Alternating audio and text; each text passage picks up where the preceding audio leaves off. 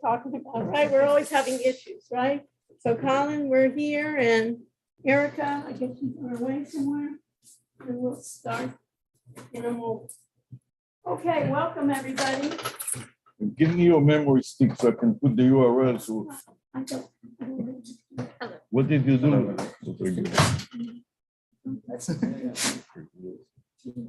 Oh, put it on your neck, or what did you do?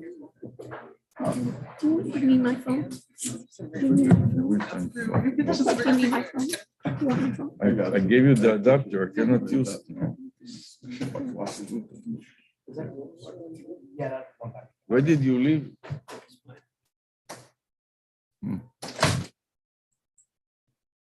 Okay, folks. Welcome to blockchain. A lot has happened, right? Has anything happened? I remember a year ago, what was the idea? That everything was at what, 68,000 or something, right? And where is it today? Okay, so I'm Dr. Sarah Rushnick, and we got a gang here. In 50 minutes, we're going to show you everything, right? And I'm a professor at the University of Miami, and I have my partner in crime here at the desk, Avi Rushnick. I'm a professor of business technology and health informatics at the University of Miami. So one of my great jobs is to be able to test out all the technology and see how it can work in business. I'm also at the medical school where I do health informatics, where I help all the physicians bring their research to product. And what we're trying to do is look at the whole area of blockchain, cryptocurrencies, think about trading, think as it were. And I always need help. And one of the things is that the beauty here is I don't want to just be in the academic ivory tower, but get down on the floor. You can see it, really do it. And sometimes I say, can you imagine people need to be in business and they don't have time to fool around and do all these things. They have to be profitable. So we're testing out a number of different ideas here. We're testing, for instance, if you notice here on our heads, this is called RealWear. And this is to be able, everybody's heard of AR, right? Assisted reality. Everybody else has heard of VR, virtual reality, augmented reality. This is assisted reality. That when I'm in the field, basically what I can do is this is a computer on my head, and I can broadcast and I can see through this. Basically, it's like a tablet here. I can see, and someone else who's an expert in another location can actually do what I do. So one of the things is we're testing this out for this company called RealWear. We're now demoing it out. And also what we're able to do with these is we're seeing one of the applications. One of the applications that we're thinking about is in trading. When you think about it, that you always have to be in front of the screen. Here you can actually, as a human being, take a walk, go to the restroom, right? And I don't lose those deals, and maybe we can see it. Maybe you can log into your email. I send you the live broadcast URL so we can demonstrate it and put them here. Click on it from their phone. So what we are doing, we're demonstrating to a simulation of a trading room that trades crypto and others. And we are broadcasting it live. And this is a 360 camera. Right now, the load is not good enough to broadcast it live, but normally we broadcast it live. We specialize in reverse engineering algorithms, such as the search engine's algorithm. So within a few minutes, we can tap the search engine worldwide with any keyword. We'll give you a couple of demonstrations of that. In the same way, we reverse engineer stock market, cryptos, anything that has an algorithm. We reverse engineer it and we test it. Okay, and I'm streaming it live on YouTube Live now, and I want to test it and put the YouTube Live URL here, so you can type it on your phone and you can see that it is for real. Anyways, what we are doing is we are demonstrating trading platforms that are free unless you start trading. So like Simulations. MetaTrader, these are commercial platforms, which means that once you open up an account, everything that you have done prior to that will work for real Otherwise, we work on a simulation on what is called paper money. Okay, so the platforms that we are using, unlike a trade station that is not totally free, when you are not trading, just in a simulation, we are using a totally free platform, such as Ninja Trader, MetaTrader. And we will be using also We are working trade with station. trade stations to work out some kind of arrangement that we can add them to the platforms that we are teaching, and we'll try to demonstrate you the platforms. But there is a problem with the internet here. The load may not suffice, but we will explain it enough, and we may not have enough time to. So, did you get your email? Yeah. So open the first email to Dr. No, we see it right here. You have a URL. We see it. So this is the live stream that you see You're in front of the projector. using a Zoom and other ways. So we have multiple traders worldwide, and we are teaching strictly algorithmic trading. Anybody knows what it is? Raise your hand. Nobody? One person? Two. You know, an algorithmic trading is a trading program, just like Excel. Anybody doesn't know what is Excel and Windows? Raise your hand. You don't know? You know. So, okay, so everybody knows. So this algorithmic trading is like using Excel, not even using it. All you do is you turn it on and it starts trading automatically on its own.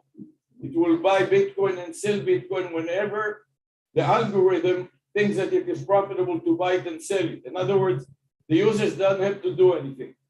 The reason we got into it is we were working on it for the past 30 years or so. This hat I got from the University of Miami, 40 years, more than 40 years, maybe 50 years, I'm here already. So we started it a long time ago. And one time, one of the day traders was watching his trade, and it was very tricky situation, and he was afraid to go to the bathroom when he peed in the room. By the time he decided to go, it was too late. Another situation, we were working also as expert witnesses. We were in a trading room, and there was a dispute between the owner of the trading room and the trader. So the trader pissed off the owner. So the owner told him to leave the room right now because he's upsetting all the other traders. And the trader was in the middle of the trade. He couldn't leave. I said, I'm going to use millions of dollars if I leave. Let me finish another 5 minutes. And it was in the close of the market, which is critical because a lot of things are happening. So the guy goes to the power cable and yanks out the power cable and brings his computer down. And by the time he was trying to reconnect, the market turns around and he lost a huge amount of money. So he sued the owner of the trading. These are just two anecdotes and examples to tell you why we went into trading on your head. So this is a head mounted, it is called realware. You can type it on your phones or wherever. And HMT stands for a head mounted tablet. This is an Android. You can think about it like a phone on your head. And this is a viewer. And this is a connection to a computer. And it can cast the image on a computer and worldwide. So in other words, I can be here trading, running an algorithm on this device, and I can have 30 traders around the world running the same algorithm and seeing it in real time and conversing with each other, running Zoom or other video conferencing on the device. Okay? So this is what we are doing. And we will have a couple of slides to show you examples of how we tap the World Wide Web. This is a project that us and the students are doing. We guide them and they really do all the work. Except the algorithmic development is a little more tricky to dominate all the search engine and to tap them because they're all the time changing the algorithm like Google and YouTube and America Online and Yahoo and all the others. So we'll show you a quick example so you can understand. Here it is an example. If the internet didn't work, what you see here, when I come close to it, then it echoes. This is her classroom in 360. The advantage of a 360, anybody knows the difference between a 360 video and a normal video, raise your hand. So can you explain it to us? Yes, the difference between is straightforward the view and the 360 is all around.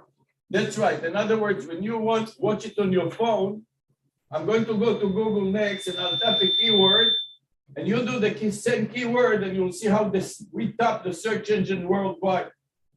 And it will take you to this page in which we are tapping the first 5 positions and you click on one of them.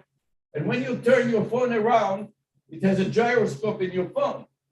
So you'll turn the classroom around and you'll see everybody in the class. So when we have a discussion in the trading room, it's very important to see what traders think in real time and monitor your algorithm and make sure that it is a not extraordinary situation, like if somebody were to shoot Trump or some other dignitary that affects the market can turn around in the middle of the algorithm that the algorithm never anticipated. So in that case, you can tell the computer, like I'm talking to it now, I'll tell it, stop recording. And mine, And her computer heard my command and stops. So then I want to tell him to start recording again. Record video. Did you hear some sound? Yeah. So every time that you give it a command, it replies by a sound. To help diagnose when it doesn't work, you can figure out why you're. and then you can cast it. So anywhere in the world, you can see what I'm seeing. So that's the Right. We idea. have trouble connecting our machines here because of HDMI or some other issue that I don't want to waste your time. But you'll, in that case, you'll see what I see in real time. And so when your computer, when you are trading an algorithm, for example, on this device, and all of a sudden you get what in Windows we call blue screen of death, it is very important to treat it right away because the algorithm may want to exit the trade and it is day trading, so the holding period may be limited to 2 or 3 minutes, and 2 or 3 minutes later on with Bitcoin, the Bitcoin is so volatile, so it's very important to remediate it in near real time. So you call tech support. The tech support, by the way, of this company is in India. So while it is noon here, it is midnight there and so on. But they will get on the line and in real time help you debug it as soon as possible. And there are all kinds of issues which I don't want to inundate you, just so you get the idea. Anyways, let's go down to the slide that gives you the hyper. So what this says, classroom strings top the SERP. Anybody knows what the SERP is? Raise your hand. Search engine results page. So this is the top of, what is it? YouTube, the top of YouTube. So that is one of the things that we are doing. And this, I have to press page down. Okay, so this is what we are doing is a pre-simulated commercial trading platforms. So one of them is NinjaTrader, and you can see the different features of NinjaTrader, trading commodities, cryptos, futures, equities, ETF, and so on. The important thing to know is it doesn't run on Android. For that reason, we had other platforms. And this is an early version, by the way, that we developed. I don't know where is the right slide, but I had a slide with a page. Did you cut down the slide? Which one? I'm looking for the slide that has the search. Yeah, right there. That last one. Okay, this is not it. Anyways, I'm looking, there is a slide that says 4K 360 on trial. On trial is a vanity number. Anybody knows what the vanity number is? Raise your hand. Nobody. Anybody doesn't know what is 1-800-Flowers? Raise your hand. So that is a vanity number. In other words, a phone number that spells a domain name that spells a theme. Like in this case, Flowers. In our case, it's on trial because we are specializing in clinical trials and trials of equipment like this. So we put it on trial, we test it rigorously, and we report to the company. Or in medical trials, we work with doctors and so on. So, Anyways, there is a. so if you go to YouTube, This is not good. Do you type it? Yeah. Okay, so this is not good enough. I want to specifically.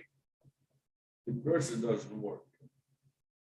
Okay, so on trial is a keyword, for example, and I want to get 4K, which is high resolution, and 360 surround sound kind of video. And this is a vanity phone number and also a domain name. So the domain name is ontrial.com, .co. And this is equal to 305,668. You understand? This is going up on the dial of the phone, on the European or the American dial. And now when I click the search button, I'm going to go, and you can do it on your phone. The result should be the same. We'll go to YouTube and type it on YouTube, and here you can see her class. And I'm going to demonstrate to you the 360 video. You'll see there is a little remote control that I'll start clicking on the phone. You don't need it. You just turn the phone around, and the gyroscope will do the same thing. So anyway, it gives you some idea about what we are doing, and I want to let the other speaker, and then we'll have Q&A so you can ask questions about whatever you want. And this is the kind of camera that streams live 360, in addition to the regular Zoom and the other things that can stream also. Now, if I think about what's happening with crypto, what is new that's happening with crypto that you've seen lately?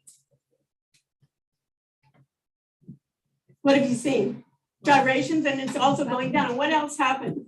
Has anybody remember the .com era? Where everything went up, right? Everybody's excited. What happened after that?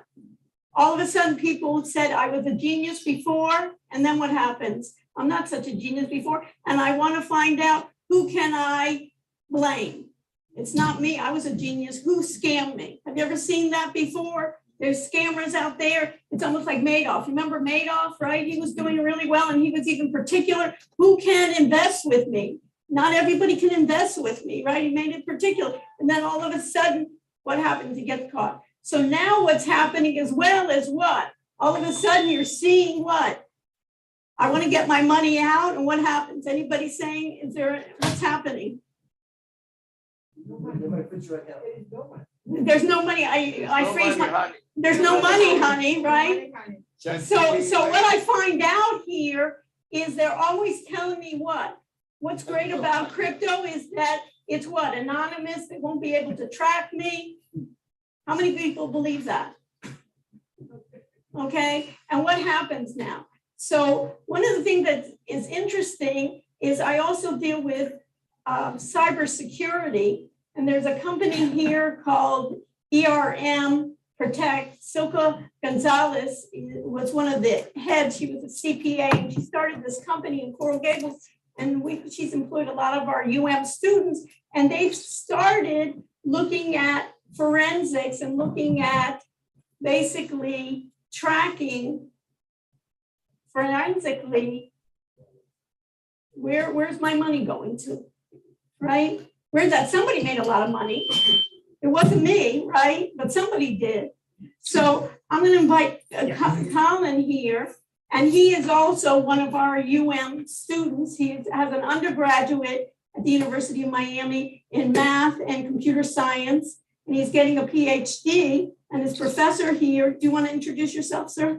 I'm the computer science. And what is your specialty? One of the things we're doing is blockchain, security of blockchain. And I do other things that not for different. So it's so we're having a hodgepodge of people here that we can't do it. We always need like a whole semester together. And later on, if you're interested, we're going to be doing some meetings on Zoom that you can participate with us. And in my classes, and I have guest speakers, I have TradeStation and Colin's going to be as well. But I wanted to have him show you using some tools, what can happen. It opens your mind that you think, oh, what's going to happen? The FBI can't find out anything about me. I'm secure, right? One thing good about being in South Florida, we all from South Florida, right? One of the things that we have pride on, we're #1 in Medicare fraud. What else are we #1 in money laundering? Right? We can do this. So I have also the FBI coming to my classes as well. We do a number of ways in which we can do, investigations. Okay, so Colin, you want to prove it? Yeah, so thank you for the introduction. Colin. Yes. No, I need to turn it off. Yeah, this too. You don't Just need turn it off. that. I'll turn it I'll off. project it. I'm Okay. Colin. I'm one of the cryptocurrency investigators at Protect. And so today I kind of wanted to show you one of our main tools we use to actually do our investigation. So this tool is called Chainalysis Reactor. And this is a tool that gives us insight into blockchain transactions so that we can actually trace and track transactions through the blockchain and understand what's going on with them. So what it does is it essentially maps millions of addresses to real world entities, such as illicit actors or exchanges.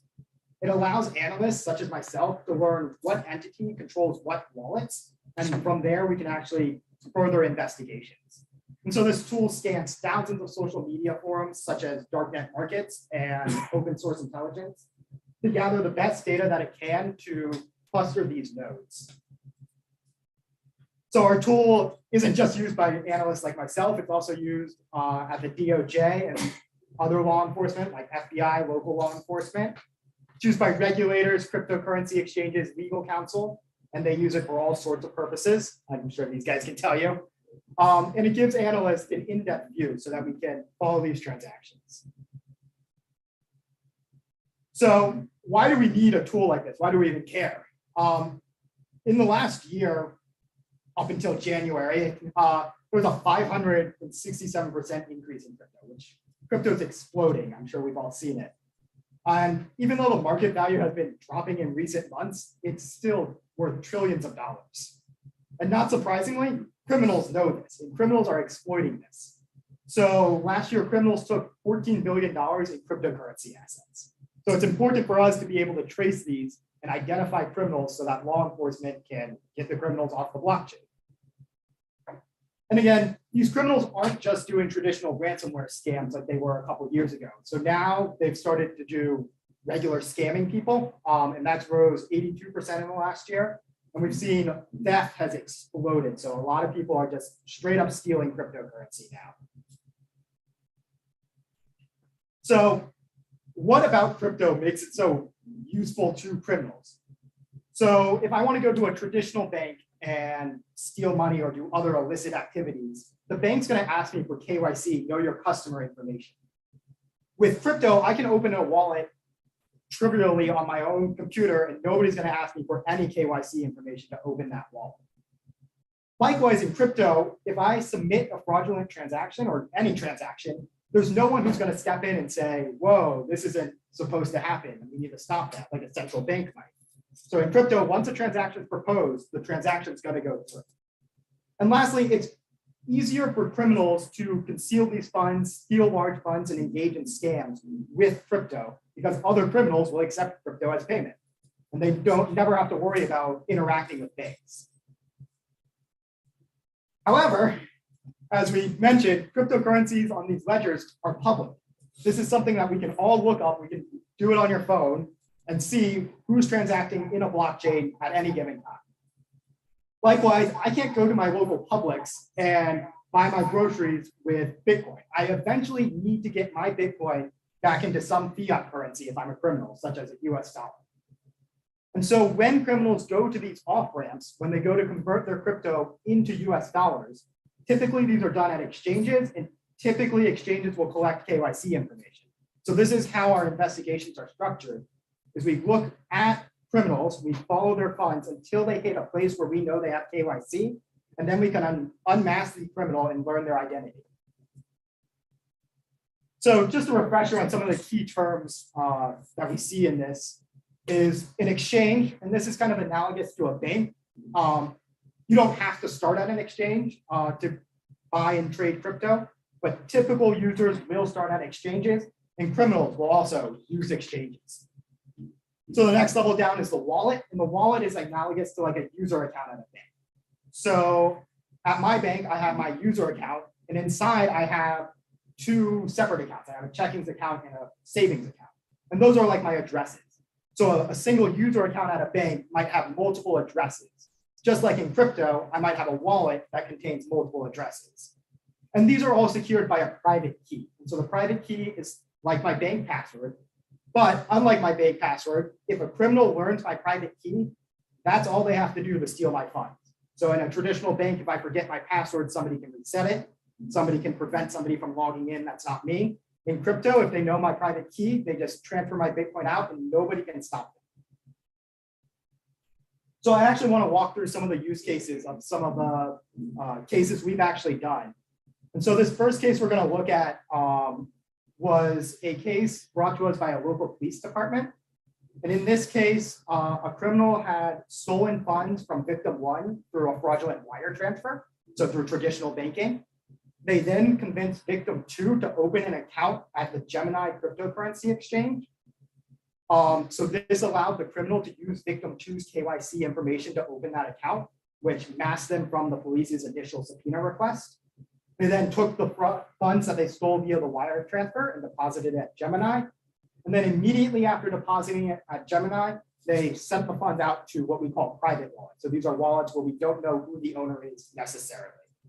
And so the police came to us after seeing the criminal send the funds out of Gemini and asked us to trace through the blockchain for them and identify where this criminal might have cashed out so that they could try to learn KYC information on it. So I'm going to walk us through how we use Chainalysis Reactor for this case. So we started with just the Gemini exchange, and this is where the thief initially deposited their funds.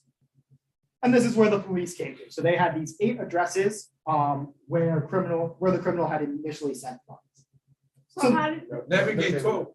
how did the police find it? Yeah, so the police had issued the subpoena to Gemini, which is how they knew that. Right camera. Record video. Yeah. So the computer is listening to you, and when you say something that the computer interprets as a command, it starts acting up. So I have to tell it back to stop listening to you. That's the problem with these computers. They're not yet all there. So what happened was victim two, so I'm gonna go. Victim two was a victim of a romance scam. So the thief convinced victim two to open an account at Gemini, which the thief then used as the thief's account, right? Okay. So the thief used that account. So when we see here, this account was registered to victim two, but it was being used by the thief to launder these funds that they stole. So that's how they got the information. And yeah, so we started here, the police issued a subpoena to Gemini and learned that victim two was not actually the thief because they fell victim to this romance scam. And they learned the 8 addresses that that account had sent out from Gemini. So it's interesting to know that when people think they're anonymous, still subpoenas count. Yes, so this is, even though the Everybody understand, because we're all thinking, well, if I'm with Gemini, this is crypto, they still have to adhere. And where's Gemini located? Gemini is a US exchange. So this is one that law And if it enforcement, were not a US exchange, it becomes more complicated. Larger law agencies like the FBI, they can typically issue subpoenas and get responses. Your local police department might have more trouble with foreign okay, but exchanges. Gemini is, But Gemini, yes, is a US-based exchange. and then they got that 10.48, 10.00, those are what? These are the amounts of Bitcoin sent. So you can see they sent 10.48 directly to address 1 here and 0.05 to address 8. And so this was based on what Gemini had on their account. So Gemini keeps records of this and will respond to police subpoenas. So from here, when we started our investigation was we had these 8 addresses. We want to identify wallets, right? So remember, wallets can contain multiple addresses. So to simplify our analysis, we went through our wallet analysis techniques here, and we identified those 8 addresses belong to just 5 wallets. So we were able to simplify our view. And this is using techniques that are available because Chainalysis provides these. So you knew those 5 interfaces. wallets because of this software? Because of the way the 8 addresses were interacting with each other, we're able to identify which ones are most likely belonging to the same wallet. So we were able to collapse those 8 addresses into 5 wallets, and these 5 wallets could be even broader. It could actually be the case that these are only 2 different wallets, which we'll kind of see why I think that in a second. But at the basic level, this is the least number of wallets we could identify confidently. Also, criminals also like to break it down to smaller amount, not to draw the attention, and also to diversify. Like just when you talk about investing, that way if they explore one amount and take it back from them, at least they got a few more that they. Yeah, and so you'll see that like if you look here, they clearly sent it to all these different addresses, but some of those addresses were owned by the same people, right? And this is a common thing you see in Bitcoin due to some of its UTXO model. But so moving on, what we did was we analyzed these 5 wallets and we wanted to know, where did this thief cash out? And so the first thing we looked at, where did they directly cash out? So a direct cash out is when I go from one wallet directly to a service. So in this case, we can see wallets 1, wallets 5, and wallets 4, all directly sent funds to the Binance exchange. And again, Binance is a US-based exchange which collects KYC information. So this means Binance, we can subpoena them and learn the identity of who was sending funds to them. And for wallets 2 and 3, they did what we call an intermediate cash out or an indirect cash out. So wallets 2 and 3 sent to these 2 intermediate wallets, wallets A and wallet B here, which then also sent to Binance.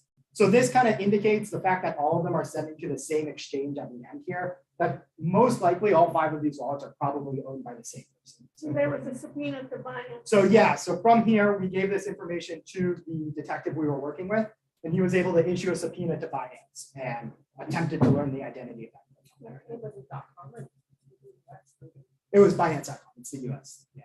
But Finance.com is international and Finance US. Yeah, so the Binance will respond to police subpoenas with it. Either one. They're pretty good about it. They're one of the better ones about responding to subpoenas. So even Binance International responds. So yeah, we were able to successfully issue that subpoena and learn information. So the second one, this is one we get a lot of calls about, is scams. So people are falling victim to scams in cryptocurrency every single day. So this one actually happened here in South Florida.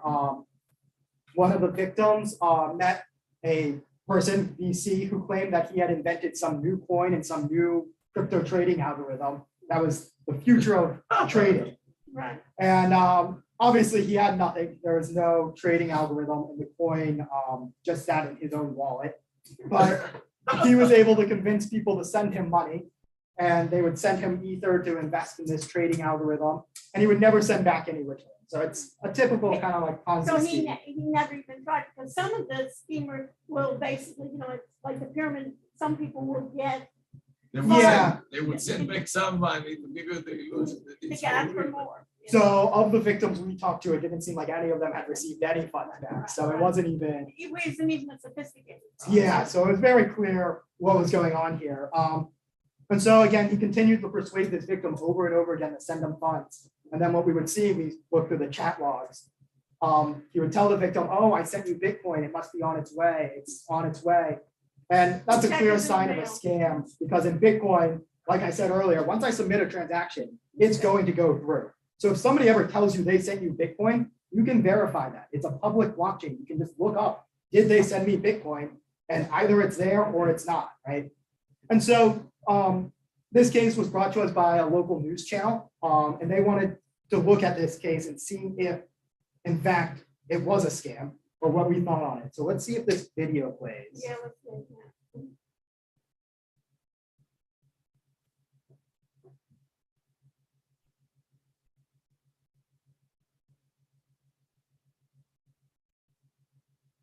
The internet is really. Yeah, so if we don't get internet. Give it some time. Are there any questions? Oh, the audio doesn't come in. All right, no worries.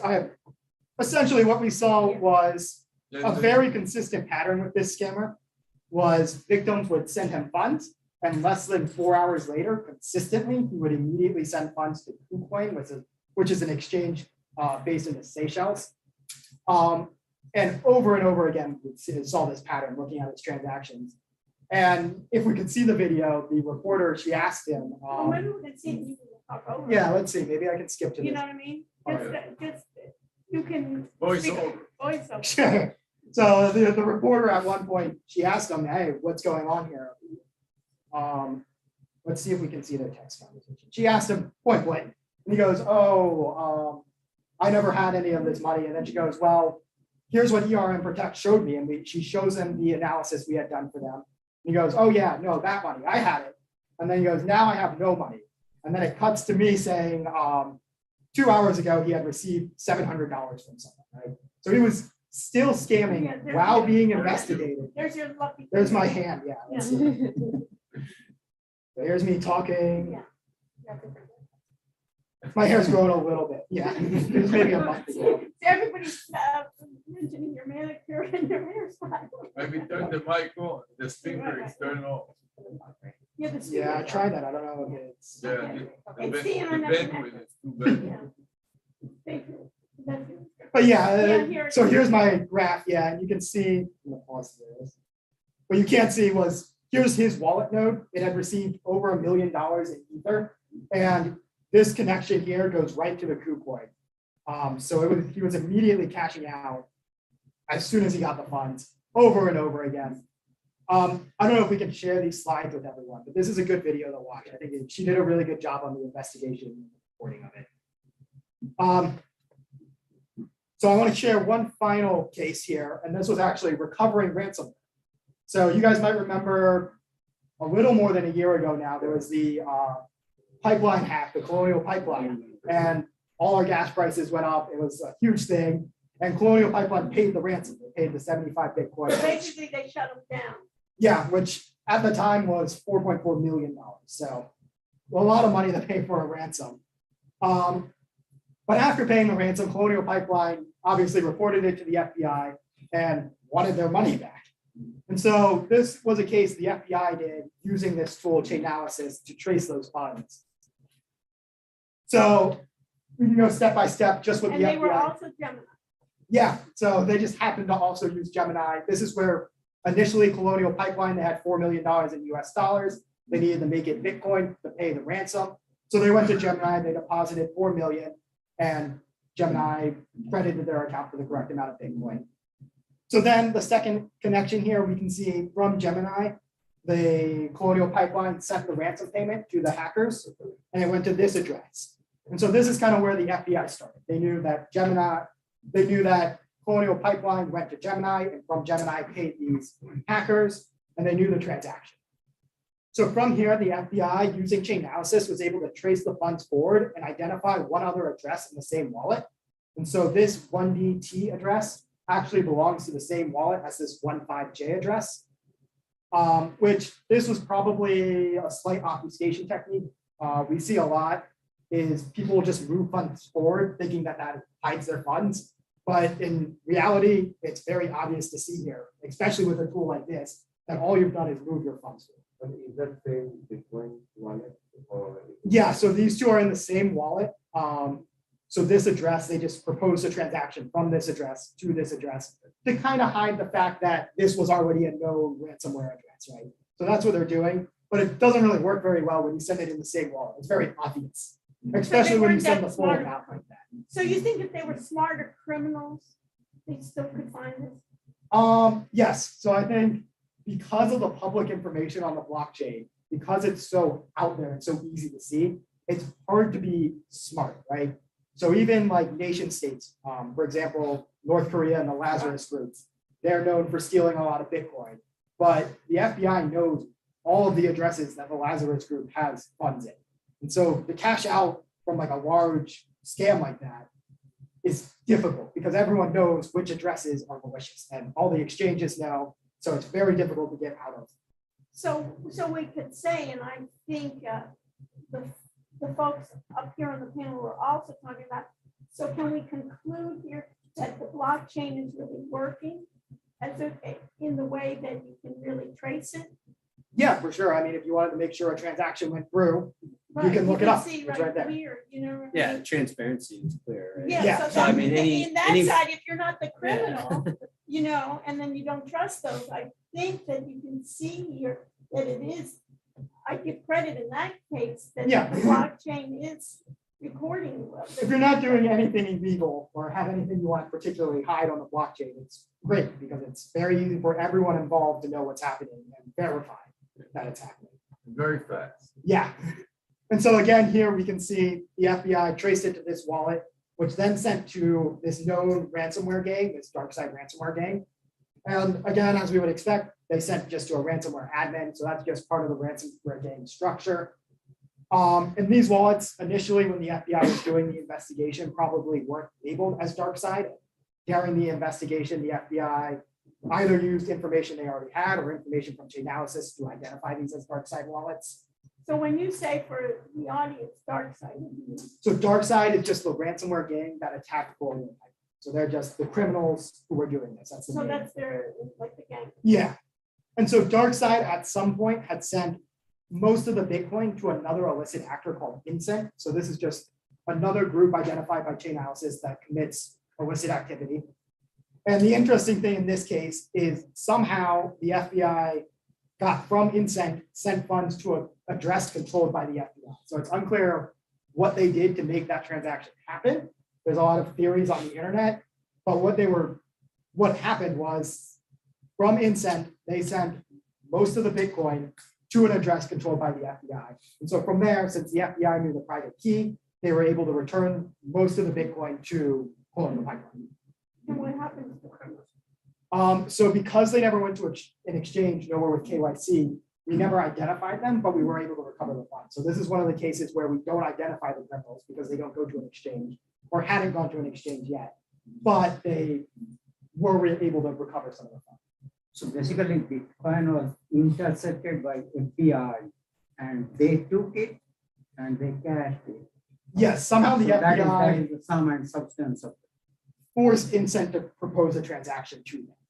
Where does Monero come? So Monero will come in typically, You wanna- depending on how the theft starts, is they'll start in Bitcoin or Ethereum are typically, because that's what common people will get scammed at. Like, normal people aren't trading Monero. Like, that's a red flag for a lot of people. And so what they'll do is they'll take that Bitcoin or Ethereum and go to a service that lets you swap crypto for crypto. So there's a lot of different instant exchanges, as we call them, out there that will allow you to do that. And using Chainalysis, we can actually trace through a lot of instant exchanges. So if you made an instant exchange for Monero, we can trace through to the Monero. Some of the instant exchangers do collect KYC, some don't. So it's a 50-50 on if we're going to get information from that. And once you're in Monero, it's really hard for us to track. Unless you make severe errors in how you're handling your Monero, we're not going to be able to find you. The FBI, they have more resources than us. They can actually look at exchanges and look for off-ramps of the Monero to try to get that and kind of work backwards. But for us, once it's in Monero, either we need to recommend your case to the FBI or we're just never going to recover that. So I just want to end with a little bit on our company. We don't just do these cryptocurrency investigations. We specialize in like digital forensics. And what we like to say is any crime committed using cryptocurrency is also being committed on a computer. You're going to need digital forensics. And we're a reseller of Chainalysis. So if any of you have crypto companies and need a license for Chainalysis, that's something. So you sell the product. Yeah, we Resell resell the Chainalysis, product. but we also do our consulting services. So like I showed you. So with the you could police. sell the product and also do consulting. Yeah, so that's something we could sell the product, we can train, we do all of that. And are there certain people, you have criteria of who you can sell to? Because I could think it'd be great to sell to criminals. Yeah, I mean, it's not a cheap tool. So Okay. one of the things we do, like with local law enforcement, we do consulting, we don't sell them the tool because most local law enforcement agencies can't afford the tool, can't afford the training to use the tool. And also the expertise. Yeah, exactly. So it's a lot of what we do is the consulting. The product sales are more geared towards companies or banks who are already doing things with crypto and need a license for Chainalysis to further that. But yeah, most of what we do is the consulting. We offer our expertise and our use of this tool. Some of the criminals are making so much money, but besides those idiots in Miami that don't understand what they're doing, professional criminals that to buy it, that would not be a major issue. Yeah, but if you're a professional I'm criminal, definite that the criminals have bought these. They are not labeled criminals. Like they have the romance account you are talking about. And I'm definite that a lot of these big criminals, they are ahead of it. Oh, they're ahead. This is like small change for them. And it's just like, it's a cat and mouse game. And sometimes you think about the government and even the FBI and how this is so new to them that they're just even trying to catch up, So this is kind of like an interesting, and I thought this was kind of an interesting product that we know about digital forensic and the forensic accounting here, but this is kind of like a new product. Yes. Is there a point where it's not worth chasing? Yeah, so a lot of times, after like the attorney fees for us to file civil subpoenas, our fee to actually do the investigation, our time. So smaller amounts aren't going to be worth tracing, right? So most of the cases we take are either large amounts stolen or brought to us by law enforcement, brought to us by attorneys already. So yeah, most of the time if you get scammed for maybe $10,000, $20,000, it's going to be tough getting somebody to see your case. What I would recommend in those cases, and what we do recommend, is still report those crimes, because what happens is as you start reporting it, you probably weren't the only one scammed. And as they can build up more cases, then that's when we can actually It's almost like justify some of the kind costs. Yeah. suits in there where you have it. And then I think only, if it sounds too good to be true, it's the old common sense, it probably is, and now everybody, is coming up with these fantastic offers, and in common sense, that it isn't, but it's almost that idea, I don't want to lose out, and everything is going up, everybody's excited. So maybe we can even take it as questions and answers. I don't know how you guys want to form this, Yeah. answer it, kind of to talk about it, and also maybe involve the audience. It seems like our group here is quite sophisticated as well, so maybe we can throw out a couple of questions to you and also to the audience. Just to add one more thing to the whole scam thing, there's been like a bunch of fake profiles of me on Telegram. This is, I feel like, a big one on Telegram, on Twitter, on Instagram, but pretending to be me, asking my friends for money. So if someone does do that and they're using a profile picture of somebody that that is in this industry, make sure you call them and hear voice confirmation that it is them. But your friends probably are never going to ask you to send them Bitcoin or cryptocurrencies over social media platform. But it's not just those platforms, also on LinkedIn. Oh yeah, for sure, LinkedIn. Yeah. Video is better than voice. This is why we demonstrate it to you, because when you see somebody and hear somebody, you know that you got at least. Well, it almost sounds like, your emails are hacked. It's their whole contact will get sent to someone, right? And that's happened The to me. where- identity theft is also a very good. So, basically, Erica, you want to introduce yourself? Yeah, sure. Hi, everybody. My name's Erica Gemma. I opened up a Bitcoin center in downtown Miami in 2018-19, and it was this educational hub really geared towards teaching people about cryptocurrencies. It's very important, I feel like, because in Miami is the capital of Latin America. You have a lot of people that understand Bitcoin from a needs basis because they understand how money works and the fluctuation and what happens with inflation and now hyperinflation, right? So Miami was All the the perfect. criminals are coming to Miami. But it was the perfect place to start that. And unfortunately, we've closed our doors since coronavirus. But now I started a venture fund, which invests into technologies, really the infrastructure play of the blockchain system. Because like that one slide you showed, there is a 471% increase in blockchain usage, even though the price is down. You want to introduce yourself? Yes. Yeah. My name is Andrew Rocco. I'm the manager of educational content at TradeStation. If you don't know about TradeStation, I'm just going to talk. We've been around for about 40 years. We started in traditional finance. We actually were on a little diskette. So we offered Forex, we've offered equities, commodities, anything you can trade, options, futures options. And now we've moved into crypto. So we kind of took that knowledge that we knew from traditional finance and moved it into crypto. We are a broker. Actually started on a big discount on the 5.25. Yeah, 1980s. Yes. Two And Cuban brothers. Those that started it were Yeah. music makers at the University of Miami many moons ago, and they started this Maybe company. 30 or And 40 years. Yeah, I'm Anthony Russo. I've been actually Senior Director of Product Strategy at TradeStation. Been in the capital markets business about 17 years, building products and services around financial markets. I've been in crypto since 2016, started in mining. I actually was mining Bitcoin in 2016. Actually found a unique opportunity with a brokerage firm that had excess power that we were utilizing to mine Bitcoin. We thought that brokerage had a mine as well and capitalized in that direction. That's where I started my rabbit hole of the crypto markets. Been building inside of large institutions like State Street Bank over the past 7 years. And they came over back. I was actually at TradeStation back in 2012 to 2015. And then I came back in 2021 to help grow the crypto business. But yeah.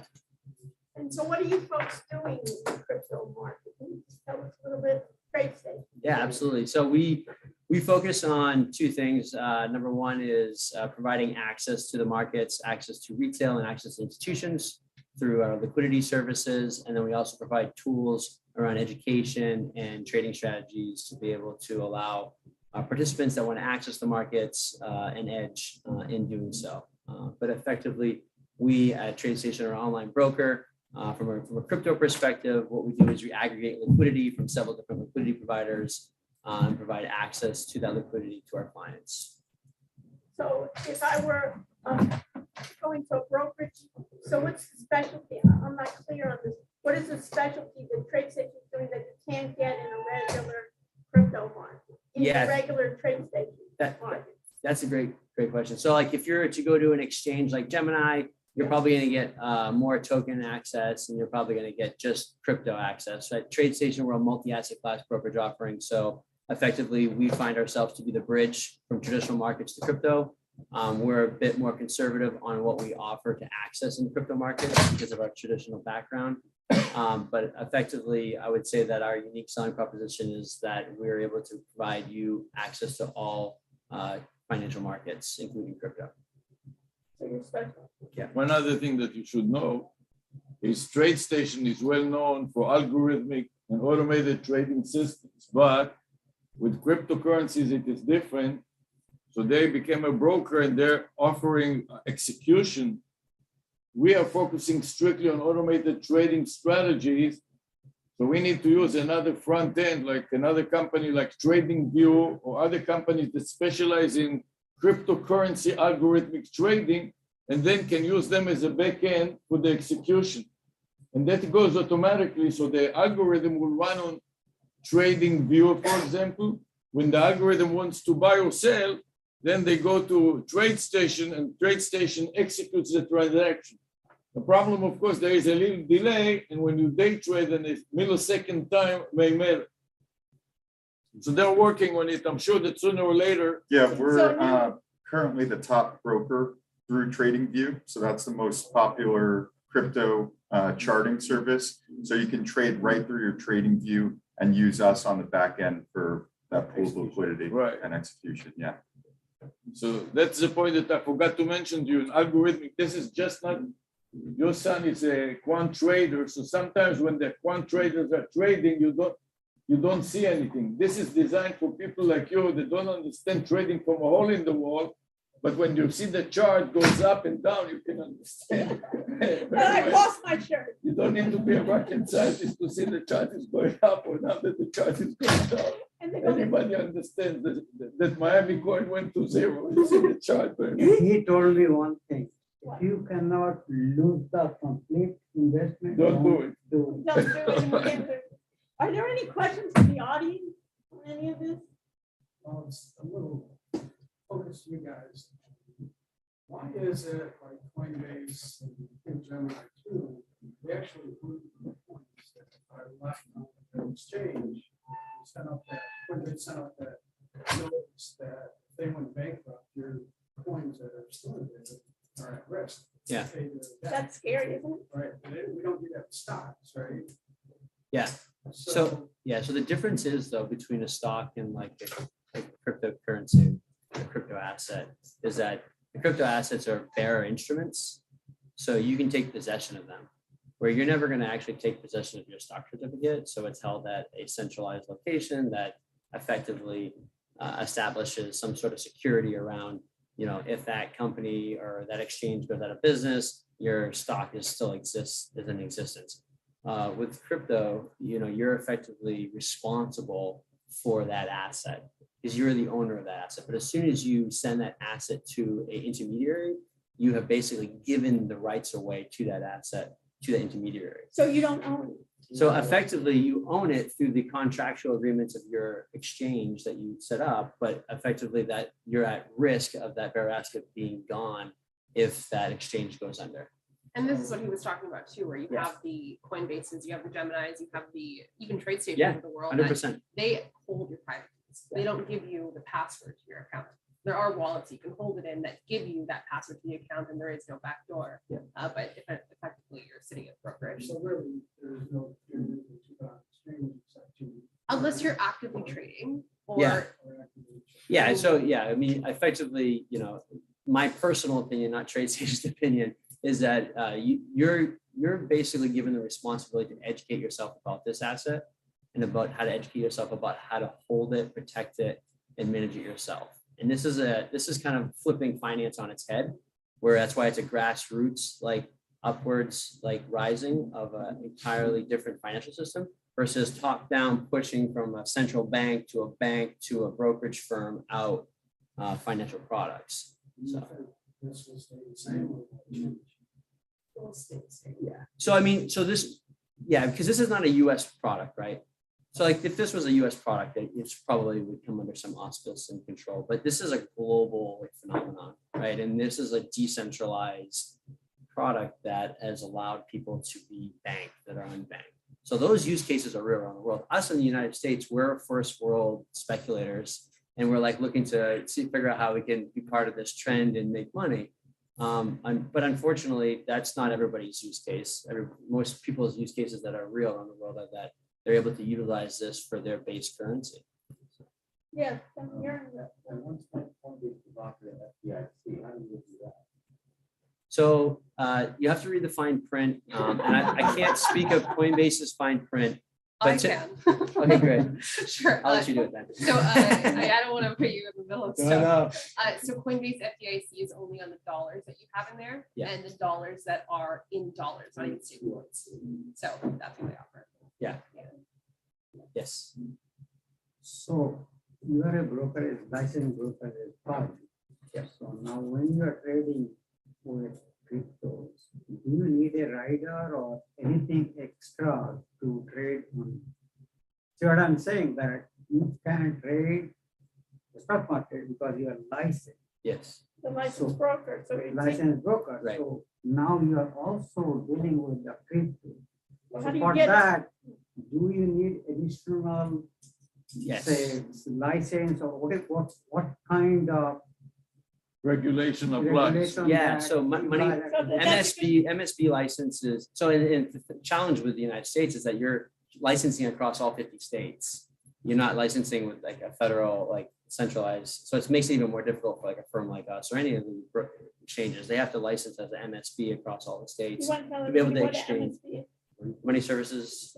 Yeah. So I mean, effectively, you can exchange. It allows you to exchange, exchange and transfer these assets. Is really what it is at the end of the day. And On that, behalf of other people. On behalf of other people. yes, exactly. Yeah.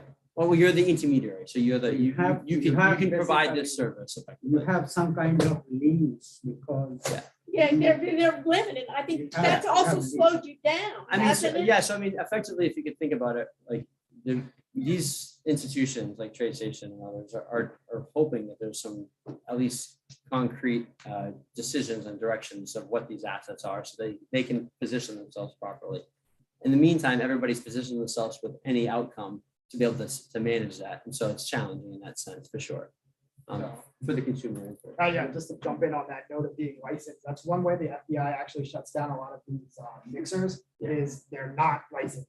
And so there's super famous case in Ohio, a guy was operating a darknet mixer and it's exactly how they got him was he wasn't licensed and so they shut him down, arrested him and prevented him from continuing mixing. So this is really like the early days of the early days. What? Wild West, and in that case, you're almost expecting this fluctuation. Yeah, absolutely. happening. In some ways, maybe it's good that you're getting some of this riffraff out, or they basically 100%. thinking, Yeah. And also when you think about the fluctuation too, Bitcoin jumps 5-10%, drops 80% in a matter of like a couple of days. But I mean, when you look at the market cap of Bitcoin alone, it's I think $600 billion, which is a drop in the bucket. When you look at something like Apple, that's 2 trillion right now. When you look at something like Microsoft, which is like 1.5 trillion, I think, Bitcoin, which is supposed to replace gold, which is a $10 trillion market cap, Bitcoin being 600 billion right now. A 10% fluctuation is not as much money. And that's why you see those percentages larger, is because you're dealing with a smaller market cap. This is also why all kinds of large organizations that gang together can gang on Bitcoin and affect it. And also you can make a lot of money, because if you short it and you go long and short in the right times, you can make a lot of money. This is why it draws all these teenagers. So I think we need to wrap up. Maybe there's another session, I think there's another session coming in after us. So we need to wrap up. One more question? Anyone have? Yes. It's more of a curiosity that Yeah. see in the stock market, for example, New York stock market. So I cannot trade because I don't have a license. There are market makers and they are traders, both are licensed, right? So when I am trading, I have to go through you. But in crypto world, there is no license to operate. That means it's not like regulated, exchange is not regulated. And as an investor, I can directly go and trade. That is. I think your point is that you can directly access the endpoint of where the asset comes from versus like a market maker. But a trader doesn't need to be licensed in the traditional markets either, so they can access directly to a market maker depending on the size of their flow. So I guess somewhat similar, but So even if I want to trade to a brokerage firm, they need the license. Yeah, but So the I brokerage firm cannot license, go to absolutely. the New York State it's Exchange 100%. and operate. Yeah. I can actually open an account with Gemini. Yeah. And I can do it. Yeah, so So there is no intermediary to regulate. it's shrunk the stack if you think about it. Like at Gemini, you have everything. You got custody, you got access to the markets, you got all these different services that are usually broken up into financial institutions into walled gardens, right? So it's definitely changing. Okay. So I think it's food for thought. Buyer beware. Sounds too good to be true. Think about it, but I think there's potential that we have, and I want to thank all my Let's guests. join with the We'll stay another couple of minutes if you want to ask for the individual demos. Otherwise, we have to clear the room and we'll start outside to answer questions. Thank you. Thanks. Thank you, guys. You had a full house. Yeah, that was really good. I'm making this back.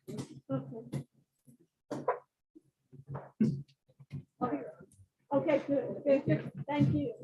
Thank you. Thank you, Obi. Thank you. Thank you very much. We'll talk on Yeah, that. let's stay in touch and Privacy. Okay. In terms It's of the nice to IBC, know that you guys, real guys are involved. Yes, yes. They're not Meaning that if I ask you to trade something stupid, you will say, are you sure? Yeah, But if I go to Another Gemini, you session. never know. nobody is going to say that. No. Are you sure? Yeah, exactly. That's a big difference. Yeah. That's why I asked, Yeah, do we need a special certification or something? right. those was very good questions that you asked. Thank you. You made it much better. Thank Well, you. part of the I'm glad training that- is thank you for training how to trace. Great. It's something. And thank you, guys. Yes, thank Really, you. Thank you. So, I thought it'd be better in obfuscation this case to open it up. Yeah, no, it worked Yeah, I mean, out. You know what I there's mean? a lot of information. Yeah, I agree. It's tough to go through an hour of information. No, but it's really, because everybody really is confused, like the Yeah. idea, what is this, FDIC, Right. right? And everything's not regulated. We gotta get out of here, I think, because. That's one that scammers are gonna like. Yeah. So Sarah, Erica, can thank you- you so much. Bye. I'll see you later, Professor. Professor, Harvey. Always a I'll be in pleasure. touch with you. Good to see you. You did a wonderful Thank job. you. Sarah, we'll be in touch. Yeah, we'll be in touch. Okay, thank you. Thank you, Professor. Thank you. Thanks a lot. Let's do something to work together with us so we can have the Right, and students then we can even Definitely. use it and compete with the Right, other. right, good. 100%. And I have a meeting with Thank you. UM, In I think regards next week, to so the I'm gonna group talk to Oh, them okay. as well. especially So Silke I'm excited. and Judy. Thank you. Thank you. And then we'll do something, Colin, we'll do For sure. something in the fall together. Thank you. Step over you. Thank you.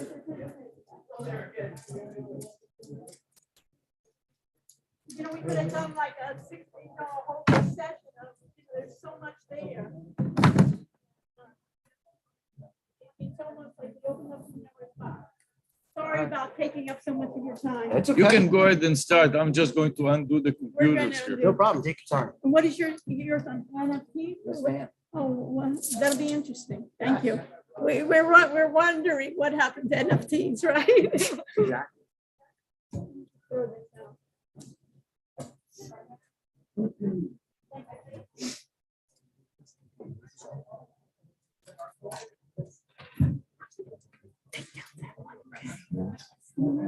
Put that computer away. Yeah, just to finish all the programs that are Yeah, running. right, wrap that's them what up. I'm saying. You have one of the mics. Oh, Can you, Sarah, can you terminate all the software? I don't want to shut it in the middle. Just terminate the software. you've seen a lot. It went great, perfect, Let me ask you fantastic. You see, it questions from the audience. Oh, go was on. absolutely great. Hmm. Just be careful not to get it.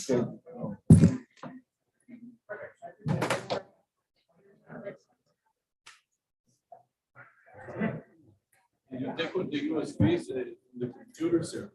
What you want to speak for? There, we left Oh, it. oh, let me just- Are you?